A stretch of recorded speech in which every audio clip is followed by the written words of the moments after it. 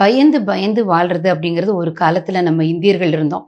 முதல்ல பார்த்தீங்கன்னா, முகலாய மன்னர்கள் படையெடுப்பு, அவுரங்கசீப் படையெடுப்பு, சிறுநில மன்னர்கள், பெருநில மன்னர்களுடைய சண்டை, சேர சோழ மன்னர்கள் சண்டைன்னு ஒரே சண்டை யுத்தங்களுக்குள்ள இருந்தோம். சரி பரவாயில்ல, எல்லா சின்ன சின்ன மாநிலங்களையும் ஒன்றா இணைத்து இந்தியான்னு ஒரே நாடா மாத்தினார் சர்தார் வல்லபாய் படேல். அதுக்கு பின்னால இதெல்லாம் நின்று போச்சா அப்படின்னு பார்த்தீங்கன்னா, கடந்த ஆட்சி காலங்களில் பார்த்தீங்கன்னா, இலங்கையில நம்மளுடைய குட்டி நாடு இந்தியா இவ்வளவு பெரிய நாடு, ஒரு குட்டி நாடு இலங்கை, இங்க இருக்கிற தமிழர்கள் எல்லாம் எடுத்து 1.5 லட்சம் தமிழர்களை கொன்று குவித்தது, நிர்வாணப்படுத்தியது, கற்பழித்தது. கேட்க நாதி இல்லாம ஒரு பிழைப்புக்காக போன நம்மளுடைய தமிழர்கள் கொடுமைப்படுத்தப்பட்டு செத்தான். சாதாரண ஒரு வங்காளதேசம், ஒரு குட்டி நாடு, நம்மளுடைய எல்லை நாடு, அங்க நம்மளுடைய ராணுவ வீரனை இழுத்து உயிரோடு இருக்கும்போதே கண்ணை நோண்டி பல்ல உடைச்சு அவனை விகாரப்படுத்தி சேதப்படுத்தி நம்மளுடைய ராணுவம் என் தேசத்திற்காக உழைத்தவனை கந்தல் கந்தலா பண்ணாங்க. இது இப்ப நடந்தது. அதுக்கு பின்னால பாத்தீங்கன்னா, மும்பை தொடர் குண்டு வெடிப்புகள் நமக்கு எல்லாம் தெரியும். கோயம்புத்தூர் குண்டு வெடிப்புங்கிறது மிகப்பெரிய பிரபலமா நடந்து அத்தனை பேர் சதமும் வெடித்து சிதறினாங்க. இதெல்லாம் நம்ம எல்லாத்தையும் பார்த்துட்டு நியூஸா படிச்சுட்டு இருந்தோம். சாதாரண மீன் பிடிக்கிறதுக்கு இலங்கைக்கு போனா ஒண்ணு இலங்கையில தமிழர் மீன் பிடிக்க போன தமிழன் படுகொலை, இதெல்லாம் படிச்சுட்டு இருந்தோம். இதெல்லாம் ஏன் நம்ம அனுமதிச்சுட்டு இருந்தோம்? இந்தியனுடைய வீரம் எங்க போச்சு? தமிழுடைய வீர மரபு எங்க போச்சு? நம்மளாம் அந்த அளவுக்கு ஒன்றுமில்லாம போனீங்களான்னு பாத்தீங்கன்னா, ஏன் இந்த தவறு நடந்ததுன்னா தலைமை சரியில்லை. சோ இந்திய தேசத்தை ஆண்ட தலைமை சரியில்லாம இருந்தப்போ இத்தனையும் நடந்தது. ஆனா பாரதிய ஜனதா கட்சி ஆட்சிக்கு வந்த பின்னால ஒரு மீனவனும் கொல்லப்படலை. வங்காளதேசம்னு ஒரு நாடு இருக்குதான்னு தெரியல, பாகிஸ்தான் அமைதியாயிருச்சு. ஏன் இவ்வளோ மற்ற நாடுகள் எல்லாத்தையுமே அச்சுறுத்தக்கூடிய சீனா வாழை சுருட்டிக்கிட்டு இருக்குது. ஏன்னா இந்தியா மேல கைய வச்சானா நடக்கிறதே வேறன்னு அமெரிக்கா, இஸ்ரேல், ரஷ்யா, ஜெர்மனி நமக்கு எல்லா நாடுகளும் இப்ப நட்புறவு நாடாயிட்டாங்க. மற்ற உலக தலைவர்கள், உலக நாடுகள் நமக்கு அவ்வளவு நட்போட இருக்கிறாங்க. ஒரு சின்ன விஷயம் பாத்தீங்கன்னா, ஐக்கிய நாடுகள் சபைன்னு இருக்கு. அவ்வளவு பெரிய ஐக்கிய நாடுகள் சபையில பாதுகாப்பு கவுன்சில் இருக்குது. அந்த பாதுகாப்பு கவுன்சில ஒரு நாடு மெம்பராக இருக்கணும், ஒரு பெரிய ஹானரபிளான போஸ்ட். இந்தியா அதை நினைக்க கூடாம இடத்துல இருந்தது. ஆனா மோடி அவர்கள் பாதுகாப்பு கவுன்சில மெம்பர் ஆகணும்னு சொல்லி 188 நாடுகள் நம்மளுடைய பாரத பிரதமருக்கு சப்போர்ட்டிவா ஓட்டு போட்டிருக்காங்க. உலக நாடுகள் இந்தியா இன்னைக்கு பெருமையா பார்க்க ஆரம்பிச்சிட்டாங்க.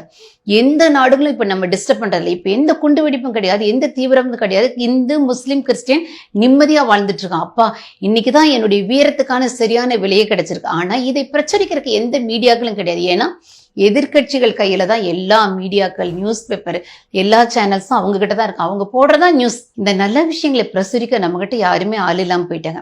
ஆனா நம்ம இந்த 2 தலைமை, நம்மளுடைய இந்திய தேசத்தை 2 தலைமை கட்சிகள் ஆண்டது. ஒண்ணு பாரதிய ஜனதா கட்சி, இன்னொரு கட்சி உங்களுக்கு தெரியும். அவங்க பரம்பரையா நேரு, இந்திரா காந்தி, ராஜீவ் காந்தி, ராகுல் காந்தி, பிரியங்கா காந்தி, சோனியா காந்தி, ஒரே குடும்பம் ஒட்டுமொத்த இந்தியாவையும் அரசாண்டுச்சு. ஏன்னா இங்க வேற யாருமே அறிவாளிகள் கிடையாது, தேசப்பற்றுள்ளவர்கள் இங்க யாருமே கிடையாது.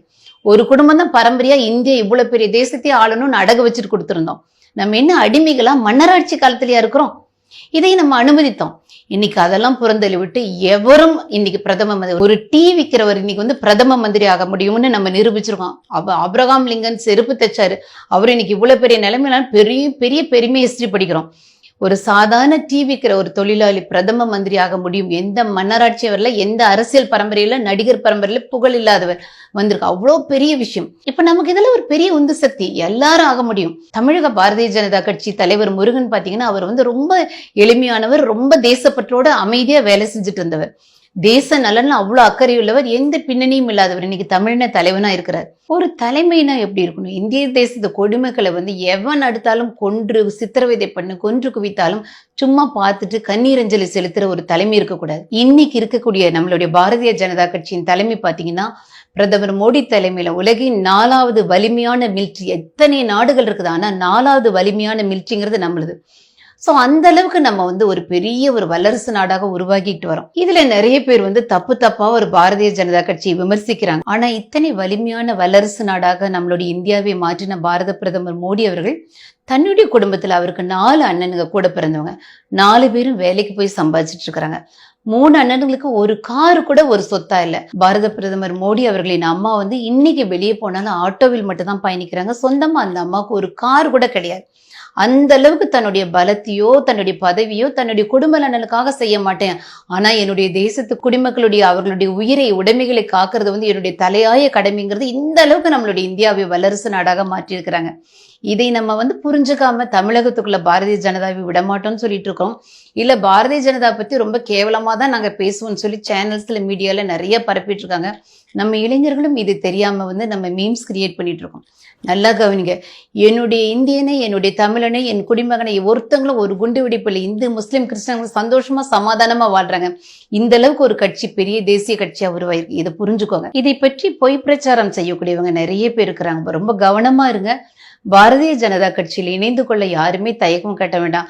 இல்லைங்க எனக்கு அரசியல் நான் அதுக்கும் இல்லை இதுக்கும் இல்லை, நான் எதுக்குமே இல்லை பொதுவில் எனக்கு அரசியலே பிடிக்காதுன்னு சொல்றது ஒரு பொறுப்பில்லாத பதில். நம் நாட்டு குடிமக்கள் ஒவ்வொருத்தங்களும் ஒரு அரசியலில் தன்னை இணைத்துக் கொள்ளணும். தேசப்பற்றாளனாக, இந்திய குடிமகனாக, இந்திய தேசத்தின் பாதுகாவலனாக ஒவ்வொருத்தங்களும் உருவாகணும். வர 17ஆம் தேதி பாரத பிரதமர் மோடி அவர்களின் பிறந்தநாள் வாழ்த்துக்கள் மோடிஜி. எங்கள் எல்லாருடைய தமிழக மக்களுடைய சார்பில் தமிழக மக்கள் ஒவ்வொருவருடைய உள்ளத்திலும் தாமரை மலர்ந்து கொண்டிருக்கிறது. இறைவன் உங்களுக்கு நீண்ட ஆயுசும் தேக ஆரோக்கியம் கொடுக்கணும்னு சொல்லி நாங்க எல்லாரும் இறைவனை பிரார்த்திக்கிறோம். உங்களை போன்ற தலைமை எங்களுக்கு இருக்கிறதுல மிகப்பெரிய ஒரு சந்தோஷம். என்னுடைய மீன் பிடிக்க போன ஒரு மீனவன் சந்தோஷமா தன்னுடைய பிழைப்பை நடத்திவிட்டு சந்தோஷமா திரும்ப வராருங்கிறது மிகப்பெரிய சந்தோஷமான விஷயம். இதை மீடியாக்கள் சொல்லாம இருக்கலாம், ஆனா எங்க ஒவ்வொருவருக்கும் அது புரியுது. உண்மை நிச்சயம் ஒரு நாள் வெளிவந்தே தீரும்.